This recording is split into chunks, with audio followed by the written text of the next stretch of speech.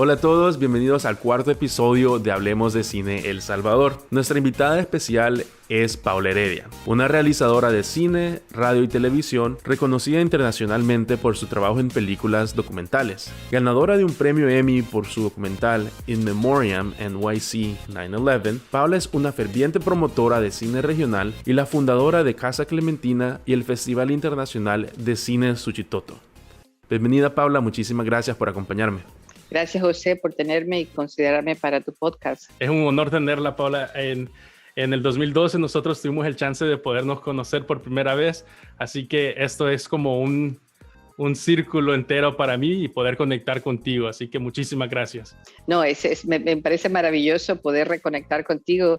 Tú eres de los pioneros, de las audiencias pioneras de lo que se ha convertido en el Festival Internacional de Cine de Suchitoto, que ya este año va a su séptima edición. Séptima edición. Yo estuve ahí la primera noche. Sí, exacto.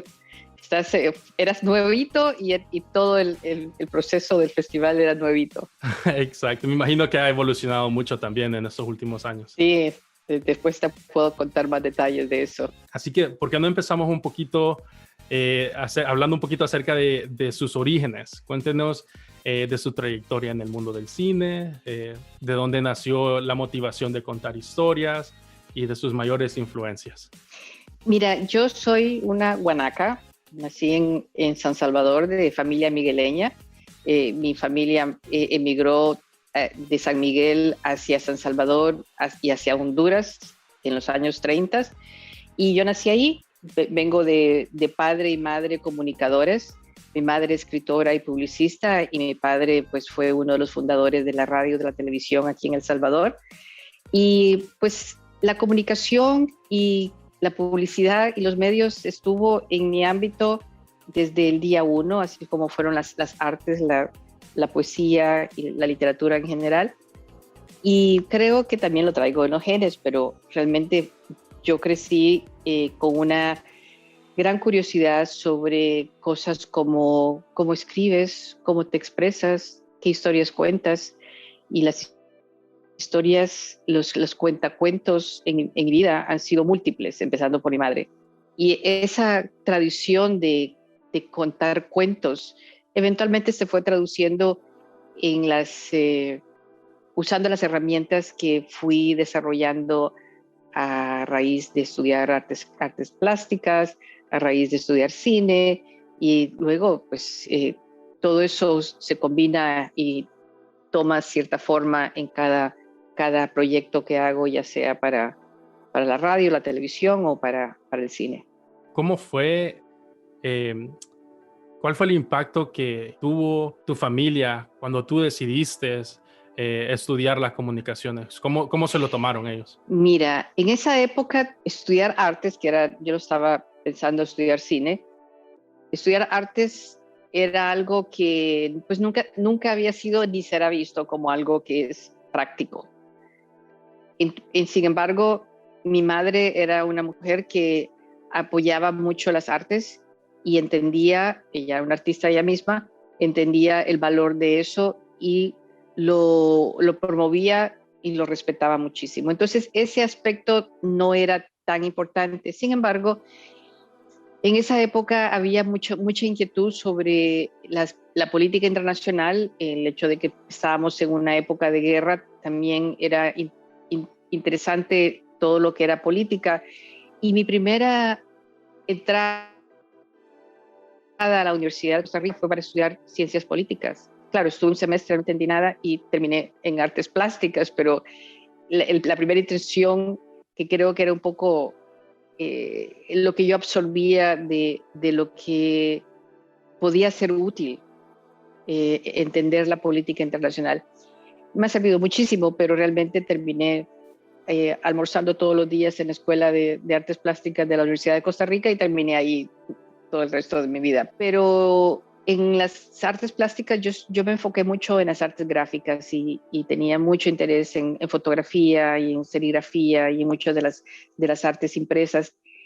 Cuando hubo una oportunidad que eran dos oportunidades, o me iba a Italia a estudiar artes gráficas que me apasionaba, pero no conocía absolutamente a nadie, o me iba a Nueva York a estudiar cine, donde vivía una amiga y donde podíamos comer dos, donde había un plato y podíamos comer dos.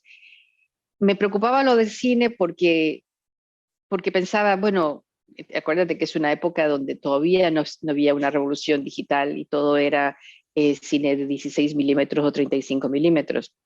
Entonces decía yo, pero ¿y yo qué voy a hacer en El Salvador con eso? Si allá no hay laboratorios, allá no hay cámaras, ¿qué voy a hacer con eso?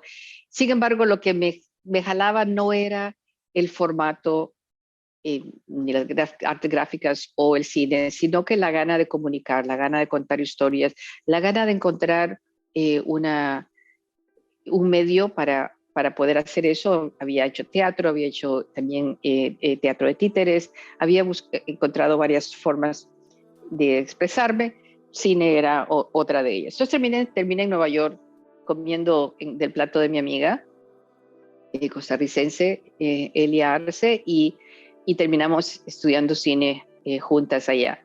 Y luego te quedas pues ya trabajando y empezando lo que se ha convertido en una carrera para mí. Usted mencionó la revolución digital aquí en El Salvador, así como en el resto del mundo, cómo ha impactado a la manera en la que la gente cuenta sus historias.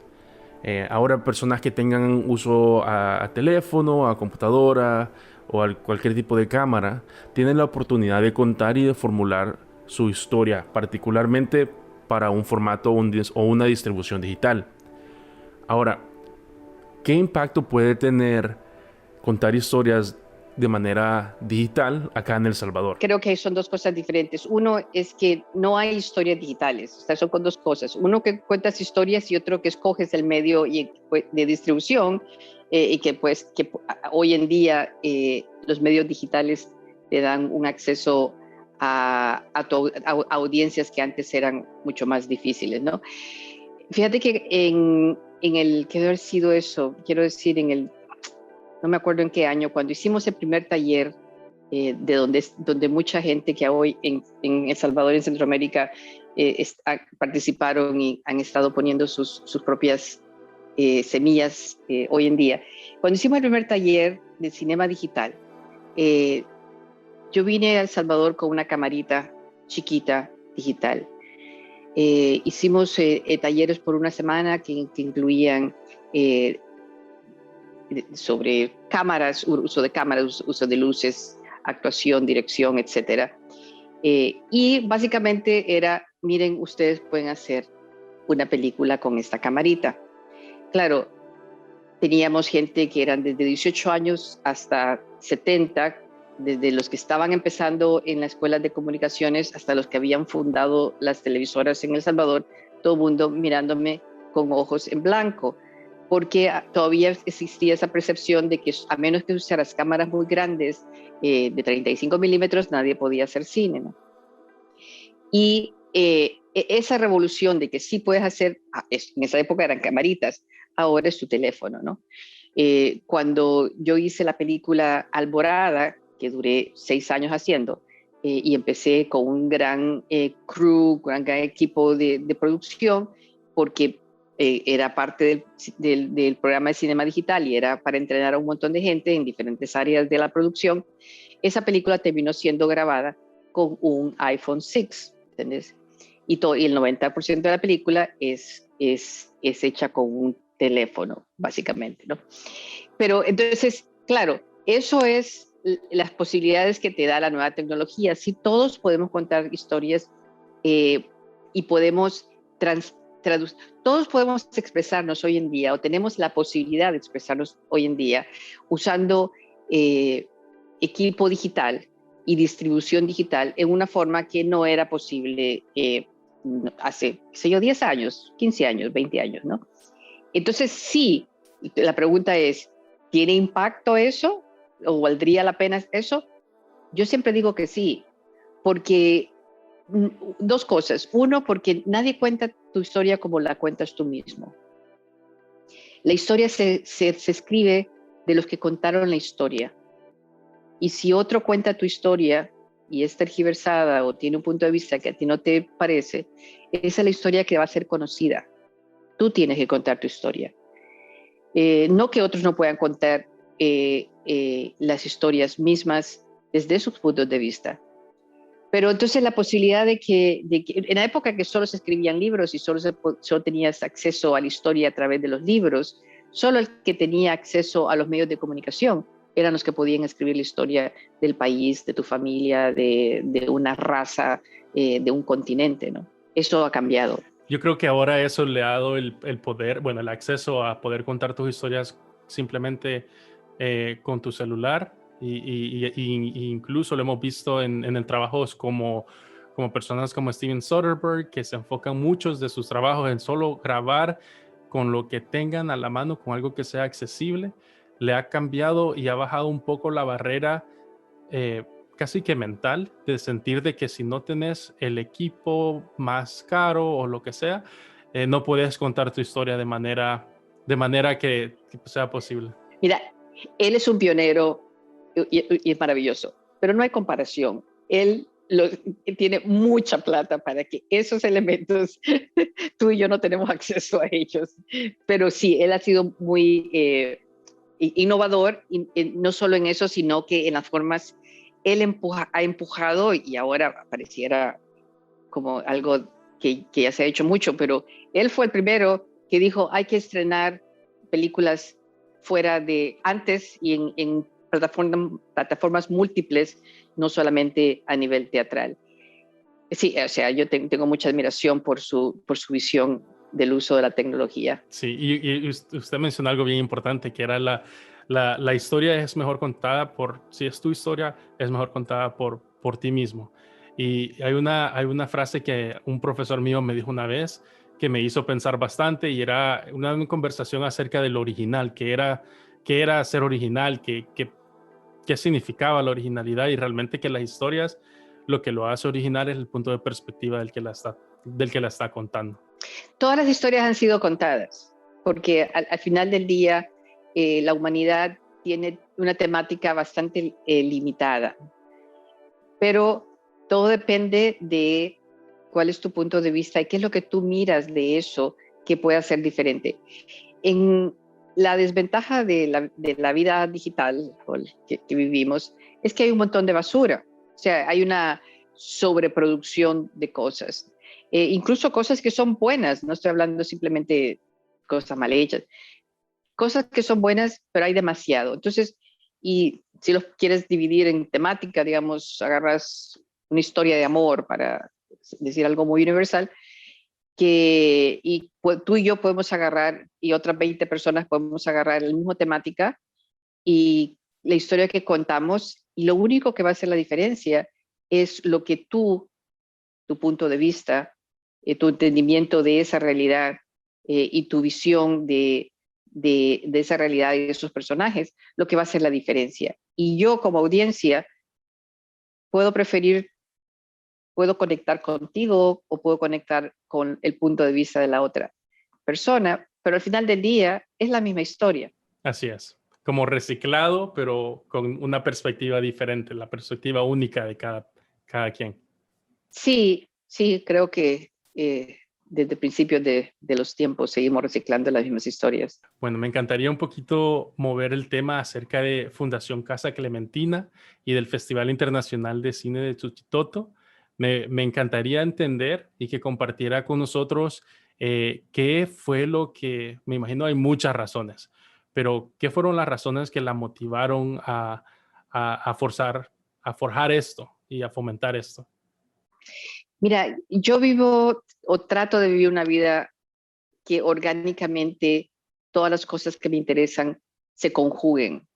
No solo la producción de cine, pero la muestra de arte, del séptimo arte y de otras artes, la convivencia con la comunidad en la que vivo, tanto para poder desarrollar proyectos que expanden mis horizontes y los de la gente que trabaja conmigo, etcétera. Entonces, para poder hacer eso, cuando yo pensé en regresar a El Salvador porque había estado fuera por mucho tiempo, a pesar de que no mantenía mi conexión muy cercana. Pensaba, bueno, ¿y qué voy a hacer yo a El Salvador? Allá no hay cine, que fue con todo lo que hemos contribuido al desarrollo de muchos de los realizadores que hoy en día están ya trabajando y otros que no son realizadores. Es todo un ejercicio altruista, porque al final del día yo quería hacer cine en El Salvador. Yo quería que hubiera una industria con la que yo puedo contar, porque si no es así, yo no iba a venir de vacaciones. De vacaciones, yo no soy una persona que va de vacaciones a hacer nada. Entonces, así empezó el proyecto de Casa Clementina, enfocado en el desarrollo de los medios y las comunicaciones y el cinema digital. Después de varios años, porque empezó en los 90, cuando nos mudamos a Suchitoto y continuaron los talleres, continuaron los seminarios de producción ejecutiva, donde hubieron mucha de la gente que tú estás mencionando a nivel nacional, pero también a nivel de Guatemala, Julio Cordón, Pamela Guinea, gente de Costa Rica, de los jóvenes que han estado surgiendo, ¿no? Pero para mí el festival se convirtió en una forma de buscar un espacio en Suchitoto en particular que conectara con el mundo internacional en el que yo también me muevo.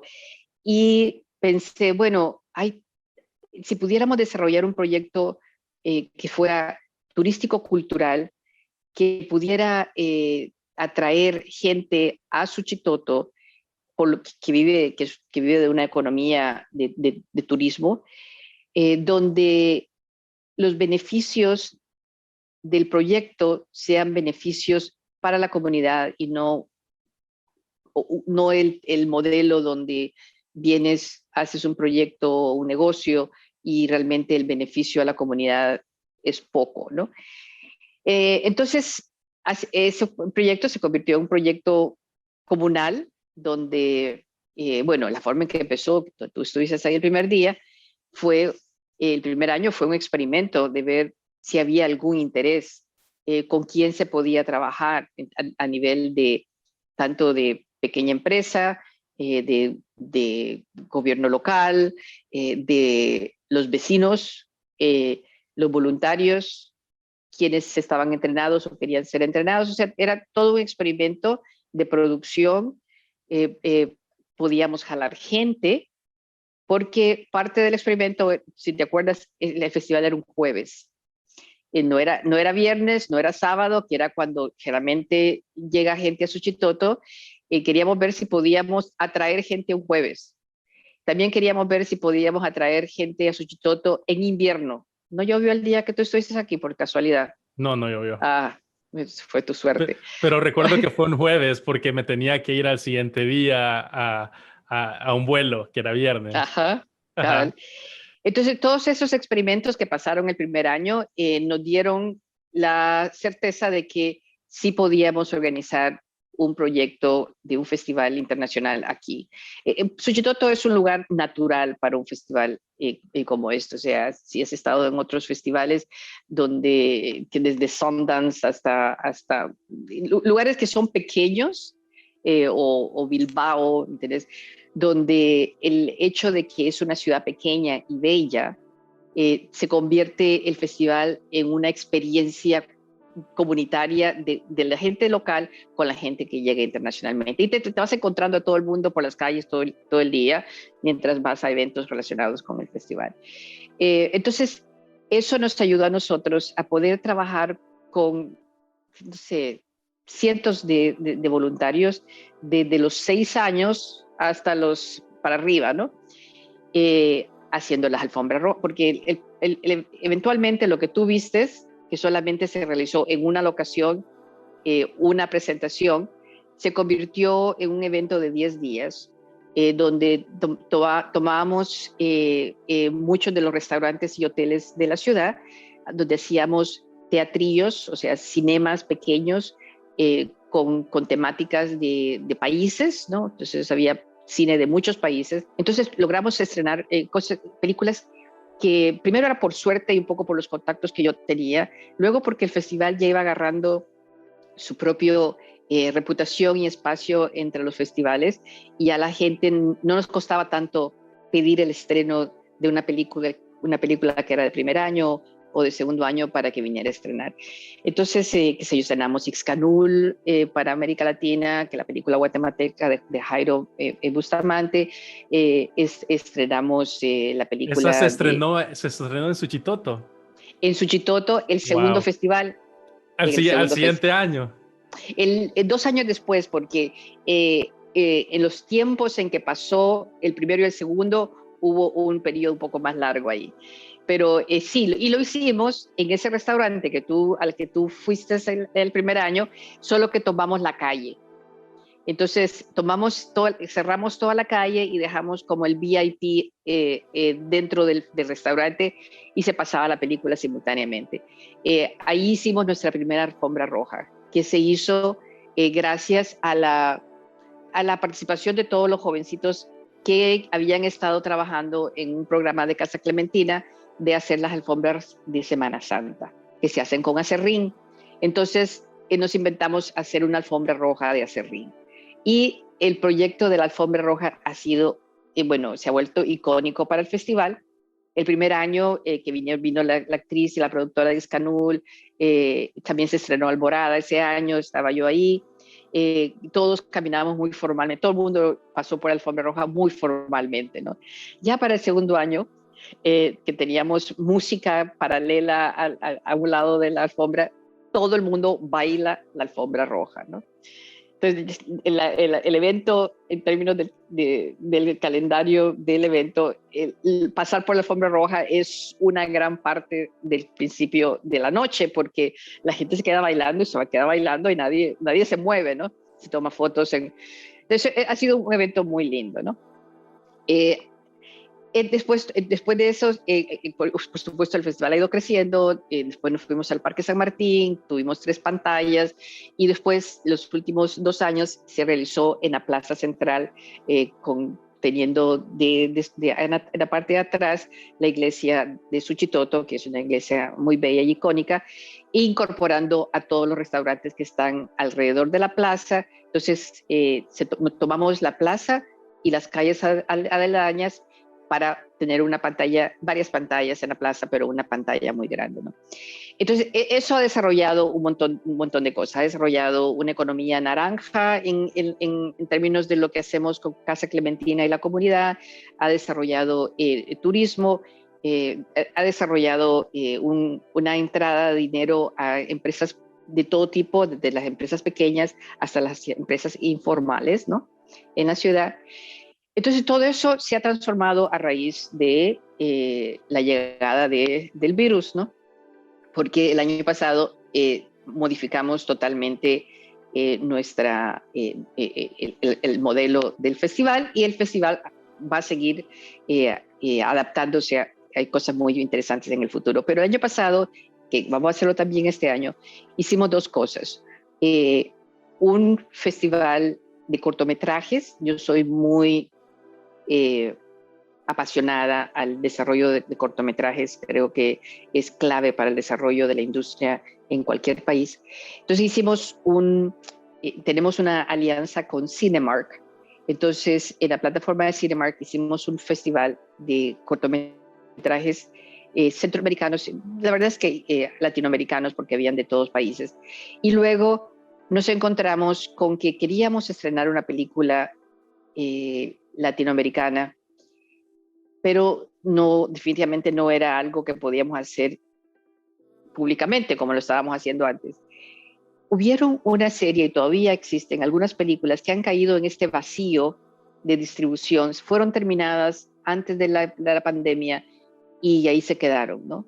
Y como tú sabes, el estreno de las películas tiene cierta vida, ¿no?, de 1 a 2 años más o menos. Entonces es importante, cuando un realizador termina una película, que salga a la vista y que salga estrenada lo más pronto posible, ¿no? Entonces empezamos a hacer una curaduría de las películas que existían que no podían tener, que se iban a ir directamente a digital. Y toda la experiencia de teatral no iba a existir. Y escogimos una película en Costa Rica. La película se llama Río Sucio, del director Gustavo Fallas, que había participado varias veces en el festival con su trabajo como ponente en los seminarios de desarrollo de proyectos, etc. Y Gustavo acababa de terminar una película que había caído en esas características. Entonces hicimos un arreglo con Cinemark para, en cuanto abrieron las salas en Costa Rica, se hizo un release de su película a nivel teatral que logró no solo tener el tipo de público y la experiencia teatral que él deseaba y que todos los realizadores desean, pero también lo expuso al criterio de la gente que vota por el Premio Nacional de Cultura en las Artes Audiovisuales en Costa Rica. Entonces, este año tenemos el placer de saber de que él ganó el Premio Nacional de Cultura en las Artes Audiovisuales. Ese es el tipo de cosa que de impactos, de pequeños impactos, pero los impactos a veces son solamente medidos por los éxitos que llegan más allá, que son muy conocidos, digamos. Pero el impacto real es todo lo que pasa aquí en la comunidad de Suchitoto alrededor del aprendizaje, la colaboración y la experiencia de producción que todos tienen a la hora de hacer el festival. Qué bonita realmente ver el desarrollo y cómo se va desenvolviendo para los que nos están oyendo. No pueden ver a Paula ahorita, pero yo tengo el honor de estar viendo cómo se le iluminan los ojos a hablar de esto. Y realmente ha sido como un gran proceso que ha crecido y va creciendo y se va alternando y se va adaptando, como lo mencionaba, de que incluso por la pandemia misma se pudo todavía seguir adelante y buscar otra manera de no perder esa tradición. Y me imagino de que cuando ya se pueda volver a regresar a como era antes, van a seguir reconociendo y reconstruyendo y adaptándose para forjar un festival que sea muchísimos, muchísimos años más. Ya estamos en eso. Te puedo contar todo lo que que está pasando alrededor de eso, pero sí, es importante, creo que darle continuidad a ciertos proyectos sin sentir que cada proyecto tiene que ser igual cada año. Creo que la esencia tiene que mantenerse, los objetivos tienen que mantenerse, pero los formatos cambian. O sea, la revolución digital nos dijo eso con respecto a cómo usar el cine. La pandemia nos enseñó eso en términos de cómo nos comunicamos y cómo vemos cine, etcétera. Siempre hay transformación y hay que irlo transformando. Si están interesadas, la gente puede ir a ver el sitio web o la página del Festival Internacional de Cine Suchitoto. Estamos en Facebook, estamos en una página web y también Instagram. Nosotros en la descripción del episodio de este podcast van a tener la información a la mano para que puedan ir a visitar esas páginas y familiarizarse con lo que está pasando. Tú mencionaste algo bien importante, Paula. Dijiste que cada año van cambiando y se va transformando. En sentido de contenido creado aquí nacionalmente, ¿cómo has notado desde el festival número 1 hasta hoy que ha sido la presencia de cortometrajes, largometrajes, documentales o de cualquier género presente en el festival? ¿Se está creciendo la producción de cortometrajes y largometrajes en El Salvador? Es muy difícil desarrollar el producto que sale de un país como país a niveles de números de películas de calidad y calidad en una forma amplia, no solamente bonita fotografía, cuando se ha producido poco. O sea, hacer cine es mucho como ser una buena bailarina.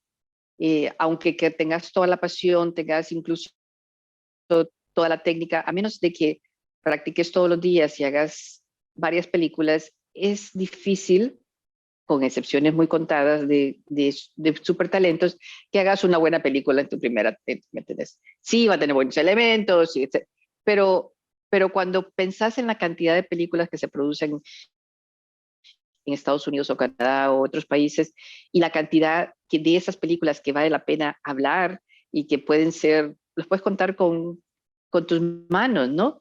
Pero para que 10 películas resalten, ha habido una producción de miles de películas.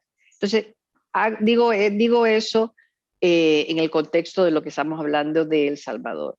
Por eso es que yo soy muy apasionada a apoyar a la gente que está haciendo cortometrajes, porque el cortometraje te da los mismos retos, si no más, argumentaría yo, de hacer una película de largometraje. Y estoy hablando de ficción o documental. Entonces, esos retos que tenés que pasar muchas veces, tenés que pegarte en la pared varias veces en la cabeza para poder después sentirte cómodo con el medio y cómo cuentas tu historia, eso te lo da el cortometraje. En El Salvador hay toda una gente, yo lo dividiría tal vez en 2 grupos y medio, tal vez, o 2 generaciones y media, no sé cómo llamarlo. Está la generación que es más joven que yo, obviamente, yo sería otra generación, la generación que lastimosamente le tocó sentir la presión de tener que cultivar formas de contar historias, formas de hacer cine, para llegarle a mercados que ellos ambicionan, como los mercados de Hollywood.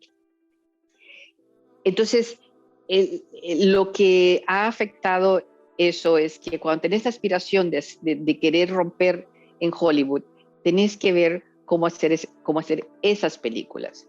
Y a pesar de que han habido intentos de contar historias locales, la desesperación por hacer una película local que llegue a esos mercados daña el producto, ¿no? Porque no es ni aquí, no es de allá, no puedes realmente llegar no son tan buenas como las más o menos buenas de allá, y un poco perdido, pero la experiencia creo que es personal, es buena, ¿no?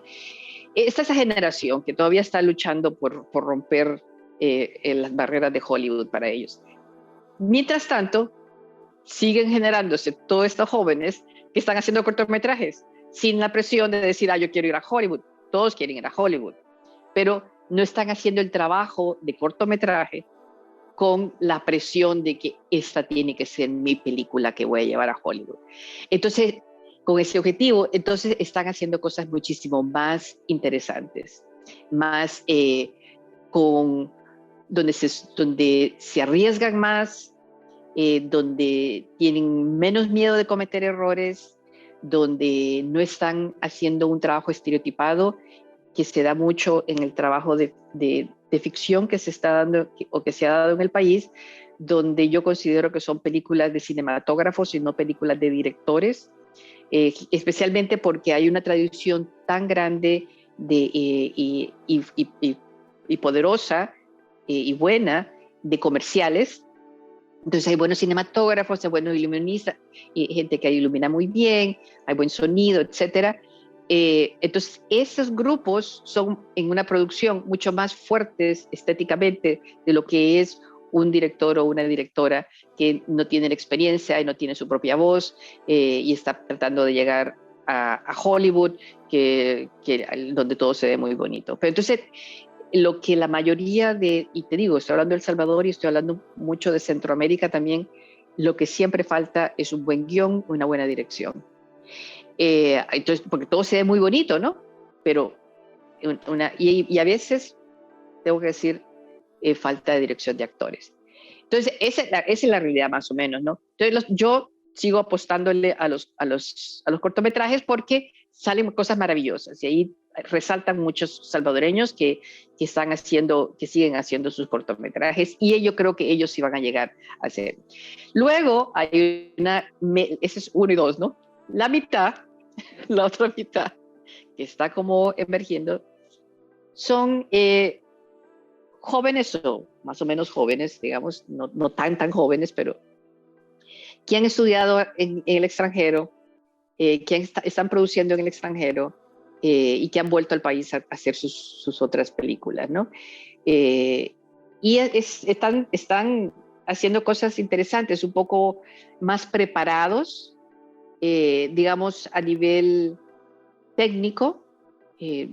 Hay más balance entre lo que es, no solamente buena cinematografía, pero hay un poco más de balance en que hay mejor actuación, el guión está un poquito más pulido, todavía con problemas que un poco a veces estereotipado porque la conexión con la historia local es menor, entonces tendés a tener menos conexión, menos conocimiento, a veces son demasiado limpias, ¿no? Sí, tan limpias que la pobreza no hay nada que sucio, ¿no? No hay ni una hoja mal puesta, pero hay un verdadero intención de contar historias con un conocimiento un poco más amplio. Y yo creo que el futuro de la distribución de películas salvadoreñas es muy brillante y en términos de lo que se está produciendo, creo que solo vamos para adelante, no vamos para atrás. Qué excelente mensaje, realmente. Yo creo que eso ha sido un tema muy recurrente en todos mis otros podcasts, que la gente está viendo que poco a poco se va avanzando y que los limitantes siempre estarán presentes, pero la persona que está trabajando y le está invirtiendo, específicamente aquí, directamente desde El Salvador, se presenta bien positivo acerca del futuro del cine. Y bueno, en un momento mencionó que era una industria que traía mucho impacto económico en donde sea que se encuentre, y el Festival de Suchichoto es prácticamente uno de los mejores ejemplos de cómo cada año este impacto socioeconómico puede avanzar a la economía ya sea de esta ciudad, de las personas que le visitan o del país en general. Me llama mucho la atención, siendo una ferviente promotora del cine regional, de cómo es su visión del cine de aquí digamos, a unos 10 años. ¿Cuál es la visión que tiene usted acerca del cine de El Salvador? Bueno, yo creo que no solo porque creo que la producción va a aumentar o seguirá aumentando, continuará aumentando. Creo que van a haber nuevos desarrollos de outlets, de formas de distribución que le dará más salida al producto que se está haciendo. También creo que, y tú hablabas que tenías interés en explorar lo de las coproducciones. El Salvador no pertenece a ciertos acuerdos internacionales donde la coproducción es algo más que pasa más seguido. Y hay varios otros organismos internacionales a los cuales ciertos países aportan como país y a los cuales los realizadores tienen acceso a solicitar fondos. O sea, toda esa estructura realmente no existe en El Salvador. Sin embargo, yo creo que parte de eso sí eventualmente pasará aquí en El Salvador, o por lo menos esa es la esperanza. En el sentido de los modelos de financiamiento que existen en El Salvador, que en tu experiencia has utilizado, ¿nos podrías dar una descripción acerca del modelo que se utiliza actualmente para crear un documental o un cortometraje? Primero tengo que decirte que no hay dinero en cine. O sea, cuando hablamos de que una comunidad o un sector puede ser beneficiado económicamente por hacer cine, es más fácil que se beneficie porque hacemos un festival de cine a que se beneficie porque hacemos una película. ¿Entiendes? Porque la producción de una película, en términos de financiamiento, al final el financiamiento, los beneficios económicos que puede traer una película, sí trae, ¿no? se quedan a un nivel muy del top, de la gente arriba. O sea que realmente nadie se beneficia, excepto por aquellos que tal vez y ojalá fueron pagados por el día de trabajo, ¿no? Que contratas a un sonidista o contratas a un cinematógrafo o contratas a alguien que te haga producción y fueron pagados, eso es hasta ahí llega el beneficio. Porque si esa película en algún momento llega a ser dinero, va a tener que estar pagando de regreso a los inversionistas, a la promoción, a la distribución. Hay tantos gastos above the line que nunca ese dinero realmente trickles down, ¿no? Eso no baja a otra gente, ¿no? Entonces, eso te plantea cómo financias una película. No lo financias en beneficio de la comunidad. ¿Entiendes? Eso no es paja. Pero tenés que asumir que estás haciendo una película porque eres un artista que quiere hacer eso. Que igual estarías haciendo pasteles si fueras un artista de los pasteles. ¿Me entiendes? Entonces, hay que recordar que el cine es algo muy caro, que en un país como El Salvador, donde todavía hay mucha gente que no come, llorar porque no haya financiamiento para tu película, es una escogencia que tú has hecho, ¿no? Entonces, claro, buscas financiamiento en instituciones y estructuras o países donde ya han resuelto el problema de dónde sacan fondos para que exista un fondo que pueda apoyar a las artes, a los cineastas, etcétera, etcétera. Eso no existe en el país, ¿no? En este país. Eso o lo pagas tú mismo y tú te das cuenta que el 99% de la gente que hace cine aquí en el país y en cualquier otro país que no está siendo financiado por un fondo internacional o por la industria de Hollywood es su propio dinero. ¿Entendés? Entonces, yo no tengo ninguna crítica a eso. Yo creo que tú pones tu dinero donde pones tu boca. Si estás hablando de que querés hacer cine y etcétera, a ver si te dejas de tomar el cafecito esa tarde y lo pones en tu alcancía para hacer tu próxima filmación. Yo sí creo que es un sacrificio que hay que hacer, todos lo hacemos, ¿no? Yo creo que a menos que tengas los privilegios de que tenés los fondos de tu familia o tenés los fondos internacionales por alguna razón, si estás apasionado a eso, poné tu propia plata, ¿no? Eso es mucho de los modelos que hacemos. Trabajamos para lavando platos y me refiero a lavando platos en una forma en la que, a menos que estés haciendo tu propio proyecto, cualquier cosa que haces fuera, estás lavando platos. Yo tengo el privilegio de poder lavar platos en mi propia industria. Entonces sí, yo vendo mi talento para, qué sé yo, dirigir cosas que me asignan porque hay presupuestos, no sería la idea que yo desarrollaría, o para, qué sé yo, consultar editorialmente en un proyecto que no es mi proyecto, y le pongo toda, o sea, ¿me entiendes? Yo, sí, me contratan para eso. Tengo la ventaja que puedo escoger los proyectos que yo quiero o que me apasionan. Tengo la ventaja de que me está ejercitando los pliés y los relevés que tendría que hacer todos los días para ser mejor realizadora. Me están pagando para aprender de un montón de cosas que yo no podría tener el tiempo o el dinero para aprender porque hago documentales. Pero estoy lavando platos, a menos que estoy haciendo mi propio proyecto. ¿Entendés? Entonces no hay ninguna vergüenza en lavar platos. Es donde pones tus recursos. Y tus recursos pueden ser financieros, tus recursos pueden ser tus colegas con los que has invertido en el trabajo de ellos para que ellos inviertan en el tuyo, ¿entendés? O los fondos internacionales o tus conexiones en Hollywood. Sí, entiendo. Yo creo que eso realmente es una realidad muy cruda, pero es la realidad que se vive acá y existe.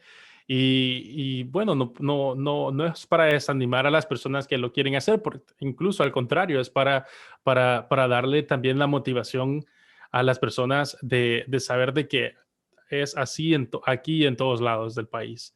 Yo creo que uno de los valores que tiene el cine, ya sea, digamos, nacional o regional, es de que crea esta identidad digital en la pantalla. Si tú ves una película de El Salvador o una serie de El Salvador y tenés la oportunidad de identificarte con un personaje u otro, te puede dar como algún sentido de comunidad, de que te referís a alguien que conociste, que no conociste en persona, pero viste su historia en la pantalla. Y yo creo que eso aportaría mucho al crecimiento del salvadoreño y salvadoreña en general. Me gustaría, me gustaría oír esa parte de tu... Sí, ese es el valor. Ujú, Y esa aparte, o sea, como te decía, no tiene valor económico, pero ese valor sí lo tiene, porque volvemos a lo que hablábamos al principio de la conversación, que es quién cuenta tu historia y quiénes son tus modelos. Tus modelos se convierten en todo lo que ves a nivel de televisión o cine o internet. Eso se convierten en tus modelos. Y si no te estás viendo a ti mismo o a la gente que se refleja como tú, entonces no existe. Entonces empiezas a adoptar otros modelos, ¿no? Fíjate que yo amo mi película Alborada y es la película que eh,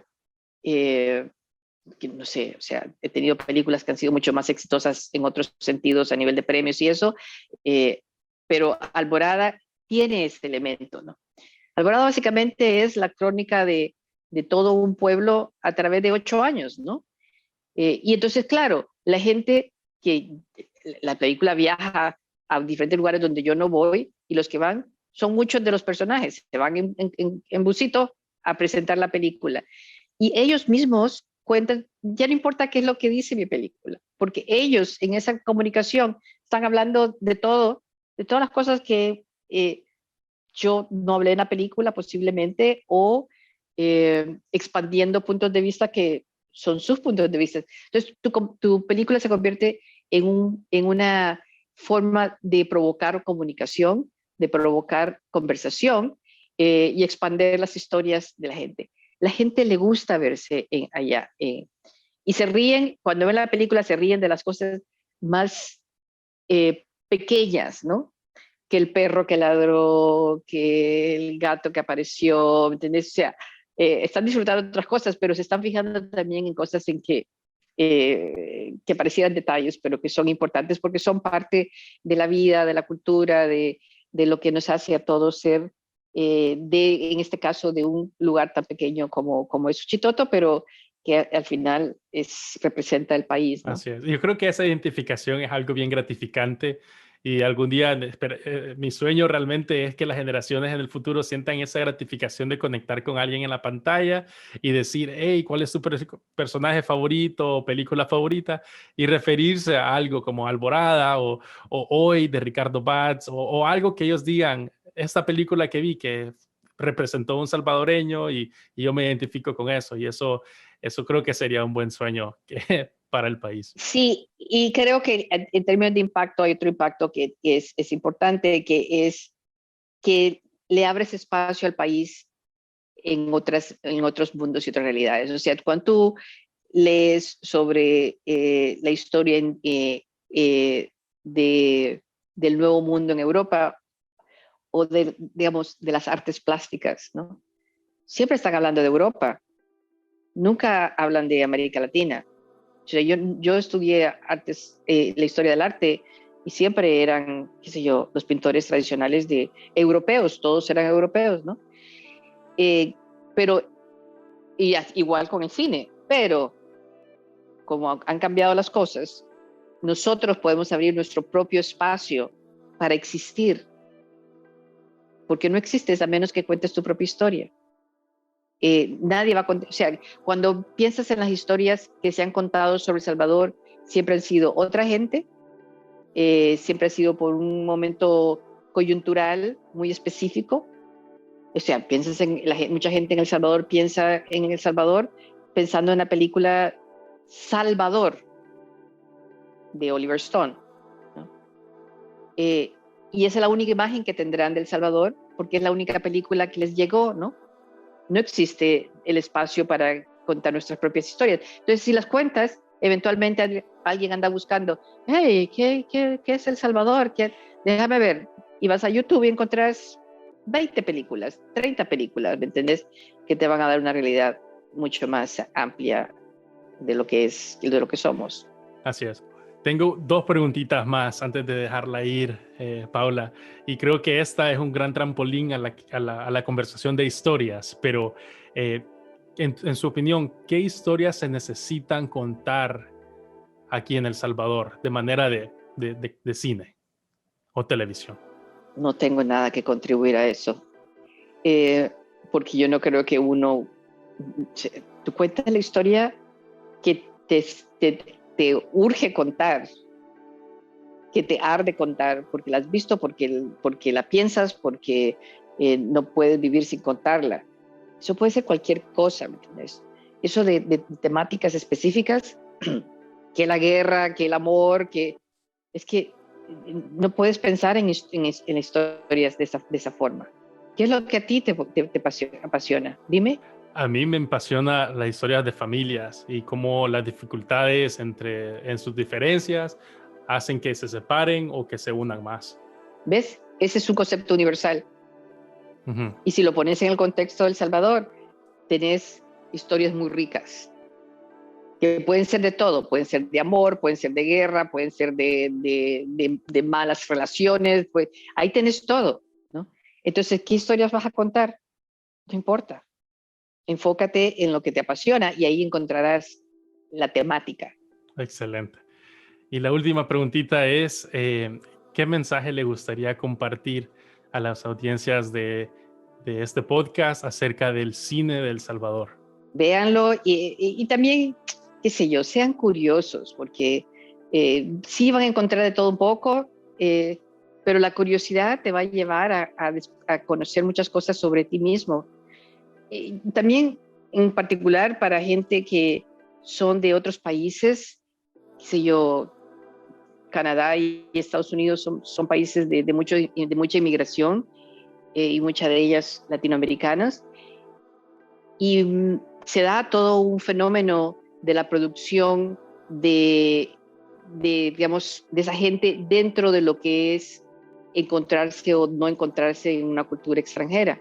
Es muy fascinante trabajo también, digamos, los chicanos en Estados Unidos o los puertorriqueños en Estados Unidos, específicamente en Nueva York. Ellos hacen películas muy interesantes, pero ellos mismos se están negando la mitad de su potencial porque no conectan con las historias de sus propios países. No solo la historia de su realidad como inmigrantes dentro de un país extranjero, pero que ellos tienen que regresar y enriquecerse de las historias que están pasando en El Salvador y en México y en Puerto Rico y otros lugares, porque ahí están las historias. Cuando vives en un país como Canadá o Estados Unidos, todo es demasiado, tiene un filtro muy de ombligo, de mirarte el ombligo y no ver para afuera.